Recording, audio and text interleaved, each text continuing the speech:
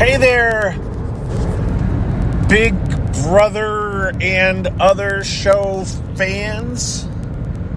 It is Friday, April 30th, and thought I'd record another CarCast with my thoughts on a few shows I've been watching. There will be probable spoilers in some of these. I'm not going to. I'm just not worried about spoiling. So be prepared, be forewarned. Just know I will tell you which shows I'm going to talk about, but I won't obviously get directly into spoiling, so you'll have chances to just stop listening. But where am I at? I've been watching Big Brother Canada, Big Brother Australia, which just kicked off. I've been watching The Circle. So I think those are those are the three right now that I'm tuned into. I've already finished The Circle UK. So let's talk about Big Brother Canada first. In part because I don't have a whole lot to say. I'm not up to date on that myself. Last episode I saw was Monday's episode. I started to watch. I know who won Head of Household this week, or who won it on Wednesday's show, because I did watch the very beginning of Wednesday's show, but that's as far as I've got. I don't have to give away spoilers on this one specifically. I can talk about it in enough. I mean, I may spoil some of the plots, but I'm not going to spoil who did what, I guess. So where we're at is they did a fake double eviction, which means it was a double eviction. Two people got evicted, but as soon as they walked out, there was someone standing outside of the door, because in Big Brother Canada, unlike USA, the door out of the house is not connected directly to the studio. Kind of like in Big Brother Australia, there isn't a direct connection. But there is Australia's a different thing now, but the old Australia, the door from the house didn't go right into the studio. Big Brother Australia now is a different animal because of COVID and such. And there really isn't a studio audience. But Big Brother Canada, there's they walk out the door, and the eviction shows are pre-recorded, and so they don't have to. They can obviously edit it down, so the time it takes to get from the house to the studio. I don't know the distance. It's probably only a matter of 100 yards or something, but I'm just not sure. I don't know for sure, and I've never researched it to figure it out, and I don't particularly care. So let's stop talking about that. Point is, as they walked out, as the two people that got evicted in two different, it was a double eviction is what it was supposed to be. And as the two people walked out, there was a person standing there with a cue card that said, "You are still in the game," and pointed them to a different direction than they would normally go, which took them through hallways and, back, and took them back into the Head of Household room, where they put on headphones and waited. They didn't come out at the same time. They came out at two different parts during the show. So the first person got evicted, ended up in the Head of Household room. Then the second person got evicted and ended up in the Head of Household room with the other person, crying and apologizing, because obviously they just evicted that person. And that's where Thursday's show of last week ended. And then Monday's show showed those two people getting to square off in a competition, which one of them won, got to come back into the house, and the reaction to that. And that was that was Monday's show, and then they started the Head of Household competition. They had the Head of Household competition, and I saw who won it. So I know who was the next Head of Household going into Wednesday's show, and that's where I'm at. So I liked the double eviction. I liked the, quote, fake double eviction. It was an interesting twist. I'm not particularly invested in any particular house guest, so I really don't care who wins or who goes or any of that. So it was fun to watch. It definitely was a little bit of a different thing to do. And I don't know. I liked it. Overall, I think Big Brother Canada has been a good season. It's been edited well. I can't think of any particular other strong thoughts I have about it, but it's been an okay watch. And then, so that's my thoughts on Big Brother Canada. Now, do I talk about Big Brother Australia, or do I talk about The Circle? I think I'm going to talk about Big Brother Australia, first of all, because it's newer, and The Circle is almost wrapping up on Netflix. There's actually one more episode. I didn't realize there's one more episode next week. But I am going to spoil definitely on The Circle. So let's save that one, and we'll talk about Big Brother Australia, which I can also, even if I spoil a little bit, I really don't, because there's so many people in the house. They had a total of at least 21 cast members. It doesn't sound like they're going to have intruders this year. I would think they won't. Only because, again, did I mention they have 21 cast members? So we're in 3 episodes in. Where can you watch it is the number one thing that I get asked. There are people that I have tweeted about. There's one in particular who every day, because the show in Australia airs at like 10 o'clock at night or 7 or 8 o'clock, whatever it is, but that's like 5 in the morning. It becomes available like 5 in the morning. So it's available early on of the day it premieres. If you think about it, like Sunday show will actually be available sometime early Sunday from sources. But there aren't a lot of sources. It does show up, I've been told, on Daily Motion. I have not found who's hosting it yet. So I don't know where it is on Daily Motion, but people have told me it's there. But I have one particular person who I have tweeted about before. He was posting links to, he's posting links currently to Big Brother Canada.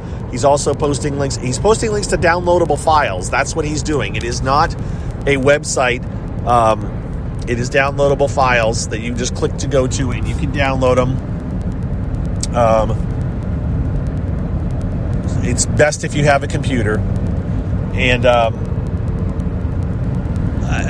you can DM me. When I have tweeted about what I have done is when I have tweeted about Big Brother Australia, and people have commented like, I can't see it. Where can I see it? I have DM'd every single one of those people with the information about who they can follow to get it. So I'm not going to post it. I'm not going to tweet it. I'm trying to keep it from getting shut down. I just don't want to put this person's name out there for everyone to see and have the people at Big Brother Australia go after to get his Twitter account shut down or something. I mean, it's the lawyers that care. I don't think the show cares particularly. I think it's the lawyers that care, and I'm not going to help them when we're not trying to steal anything. We just want to enjoy a damn show, right? We're fans. We're not trying to get something for free. I think if there was an easy way to get it, and to pay a couple bucks, I'd even pay a couple bucks for the season to watch it, because it's a good show. It's a really good show. They have taken the standard Big Brother formula and they have put a twist on it. They don't have head of households. The person nominates 3 people instead of 2 people. There is no power of veto. And when they make nominations, it's it. They had the nomination competition is what they call it.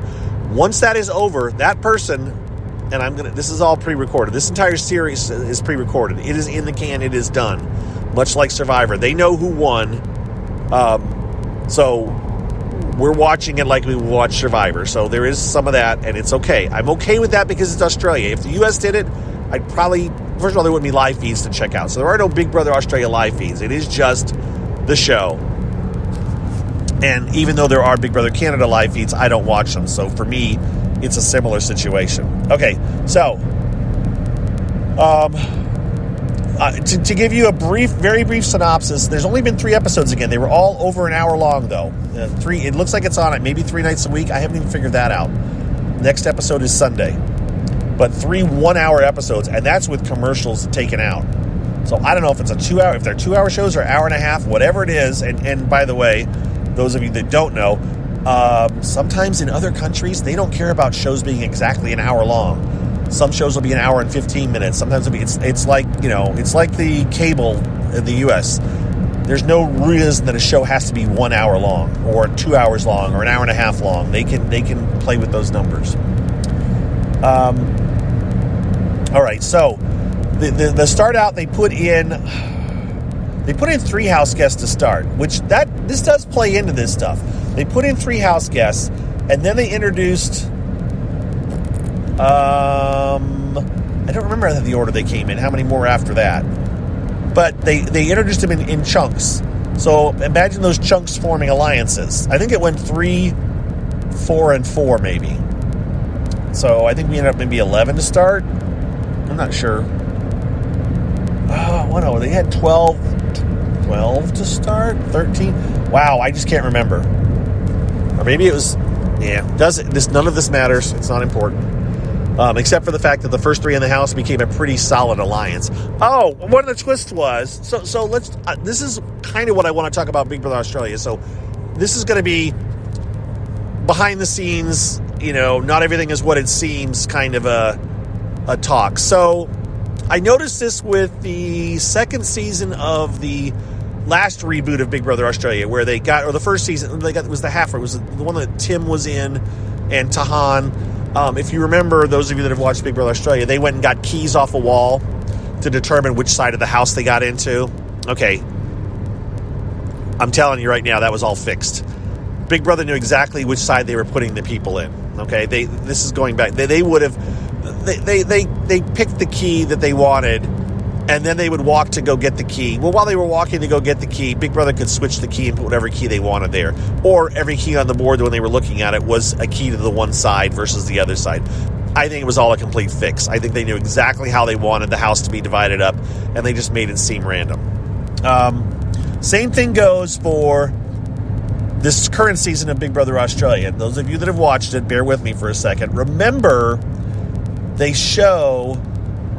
a couple of different times they called one house guest back to they said, would a random house guest come back, any house guest, please come to the diary room. And then they show, one particular house guest walking back, and that one particular person is given a secret task. All right. So it's random, right? No, I don't believe it is. I with 100% certainty believe that they did one of two things. Either that's not what they really announced to the people, and it's just overdubbed what we heard. First of all, the Big Brother voice that we hear talking to the house guests all the time, I don't think that person is in studio talking to them constantly. I really think it's a regular production person saying, hey mate, we need you to come back to the diary room, and then that person comes back, and then later on they overdub with the Big Brother voice in the studio saying the person that they want to come back and stuff. So I really think they've done that.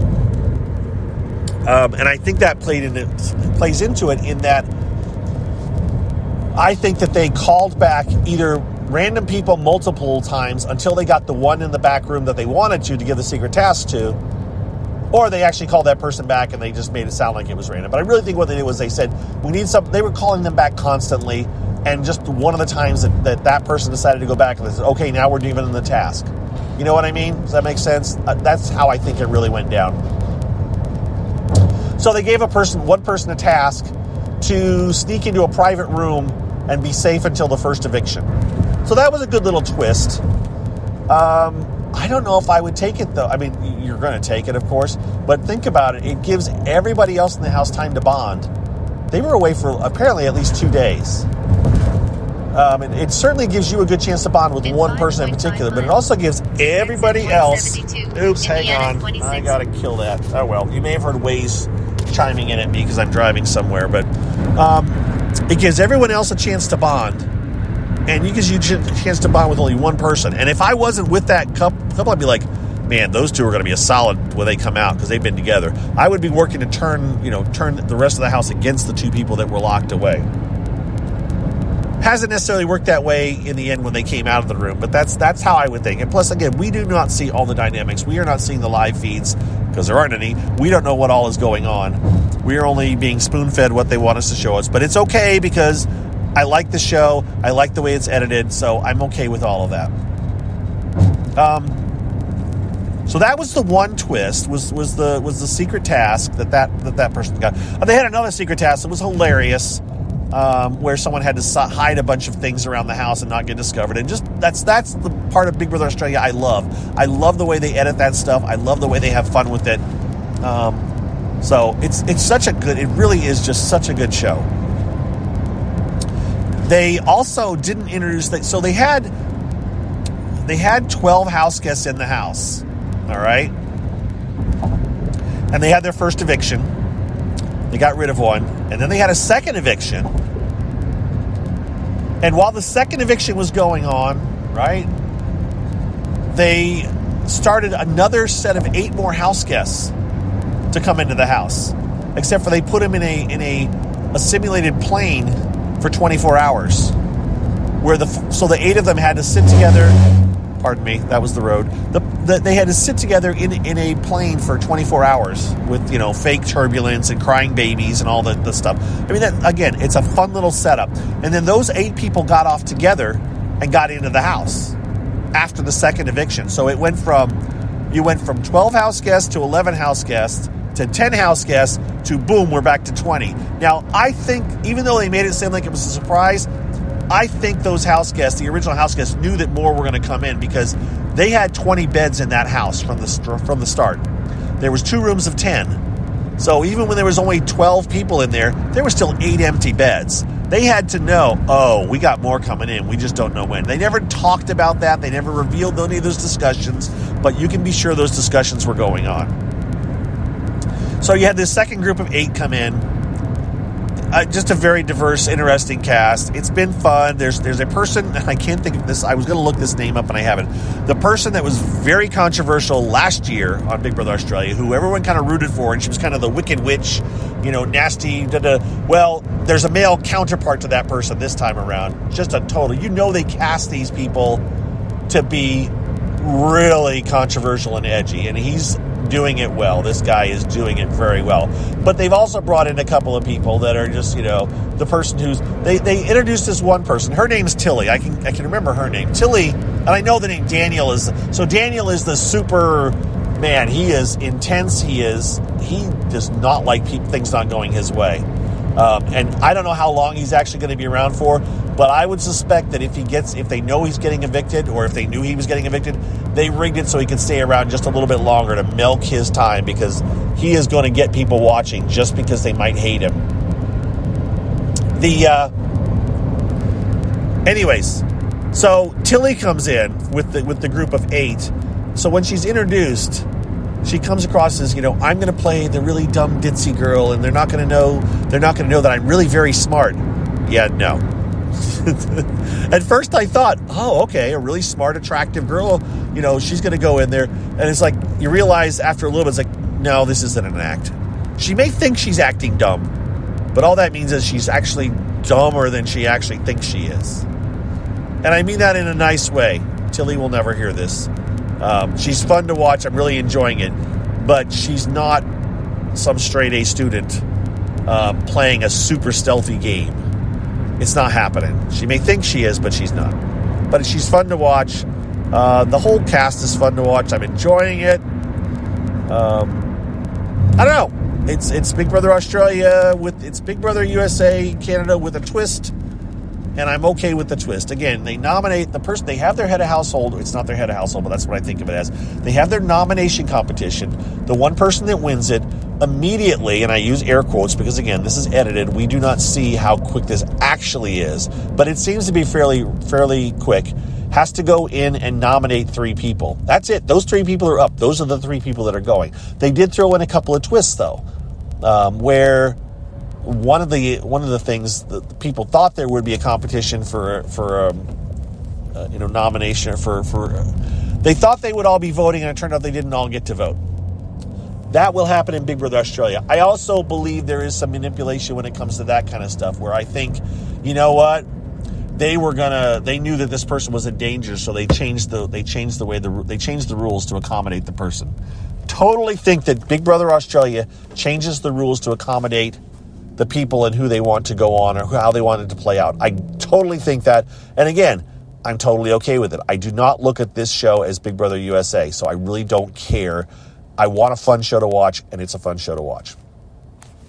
All right. I've been going for 20 minutes.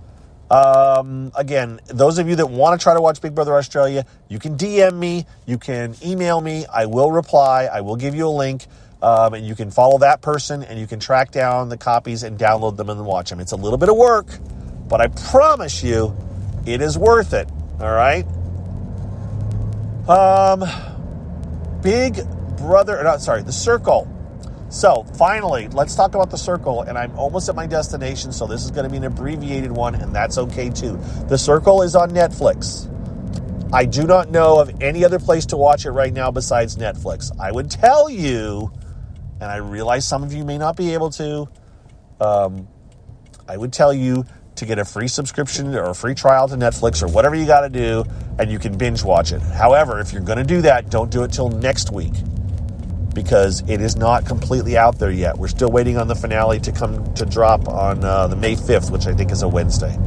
Should be a Wednesday, because they were dropping 4 episodes. This is the 3rd week where they dropped 4 episodes, and then there's the finale next Wednesday, which to me seems like it's one more episode than last season, which I'm happy with. I kind of thought I was going to be watching the end last night when I binge watched this. I was like, oh no, there's still 1 episode. That's good. As I have said, I'm using air quotes, know one of the players in The Circle, okay? There will be spoilers in this. There will be spoilers. Warning, warning. Do not listen. I'm going to talk about people that have played. I'm going to talk about my reactions on this one. So if you intend to watch this, watch The Circle. If you have only watched part of it and haven't watched it all, at least through last Wednesday, if you haven't watched the first 12 episodes, you don't want to listen to this. And it's going to be short because I'm running out of time. But I just want to forewarn you that I will talk about who's in it, who's in the finals, who I think is going to win, how I think it may play out in a very brief time. All right? There's all your warnings. It is time to tune out. Thank you for listening. Appreciate it. For those of you that are going. And come back soon. You hear?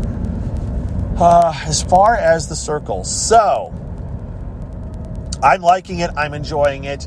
I'm going to, not talk too much about what stuff that happened in the past, except for last week when it ended. Of course, and I say, quote, friend Jack had gotten blocked, along with, what's her name, whose name I can't think of right now. Jack and the other, and Lance Bass's assistant had been blocked. And so I thought, okay, they're going to combine them and bring them back, because they were too close to the end not to. There's no way they're going to. I thought the show was going to end this week, and I thought, they're not going to bring in more people. They just have no shot. Anybody that comes in this late in the game has no shot. Seems pretty cut and clear that you better be one of the first people in the house, in the apartment on The Circle, or you ain't winning. Those guys form bonds. They're strong. They're sticking together. They're kicking out everybody else as they come in. And even Lance Bass's assistant wasn't going to have a shot to win, and Jack they're coming back in as another person. That person doesn't have one iota to win. They do have a chance to make the finals, though. And so I knew that they were going to bring in somebody brand new. So when they combined Jack and Lance Bass's assistant to be a new character, I'm all for it. I just want to see some more Jack. I want to see Jack play some more. And actually, Jack's been very fun, very well edited, and his pairing with her. She's really short, so they're doing kind of a Mutt and Jeff, which really shows how old I am, thing. It's a cartoon comic strip where one of them is very tall, one of them is very short. You can think Laurel and Hardy too. Just those, there's those oddballs that are paired. Danny DeVito, Arnold Schwarzenegger. One tall, one really short. Comedy duo. It was edited well in the last episode and a couple of the other ones. If you haven't seen it, you'll enjoy it. Those of you listening at this point already know that I'm going to spoil this stuff, so you're just listening because you may never watch it. But it's done well. The drama's been enjoyable. I'm glad Jack has stayed around. I don't really care who wins. At the end of the episode, so the way it spun out, I really thought, okay, we're waiting now. Well, she did block. She blocked at the end. One person it was a guy. A super, influencer was nominated, was chosen, and so that one person got to go kick out another person. And I knew that John, which is the new character, was going to be safe, because why get him out? He has no chance of winning. Go after a target. Although I was surprised the target that he went after, because I thought it would have been I really think he should have took out Terrell, the girl that's playing her husband. I thought that River, which isn't his name, I thought River should have taken that person out. But we don't know all the dynamics. We really don't. And I think you got to remember that some of these things are being edited to make it seem like the obvious person is going to win. I actually think the woman who is playing her husband is going to win. I really do. I think that she will, much like the Circle UK went. I think that could happen. So I think the catfish is going to win this one. I think a catfish is going to win this season of Netflix's The Circle US. We'll have to see. But I do think that's what's going to happen. But the final is next Wednesday, I think. And it should be fun. And Jack has now made the final, which is cool. Yeah, I really think that's who's going to win. So we'll have to see. That's all I got, folks. I've arrived at my destination. I hope you're all well. And I will see you and talk to you sometime down the road. I don't know when. Don't have any real Big Brother news other than it seems to be going to be on at its normal, roughly normal time. Yeah, that's what I got. So be well. I'll post this at some point today. Today is Friday. And then who knows when I'll talk to you again. I'm not sure. But again, hope everybody's well. And we'll see you. All right. Thanks. And thanks to those that listen to the commercials at the end. Give me tiny, tiny money. And I was right. I said last time I did this that I make about $1 every time I post one of these for the ad revenue. My initial bump. So probably tomorrow or the next day, I will have made about $1 off of this one. Now it continues with other plays. It continues to get little tiny trickles. Little tiny bits. But that first bump is what you really get. And I get about $1 right now for posting one of these. So it's cool. Appreciate it. Thank you to my patron supporters. I still have a few, although I haven't looked lately. I could have lost a couple. I don't even know. But those of you that are my patrons, thank you. That means a lot too. All right. I'm out, folks. Bye.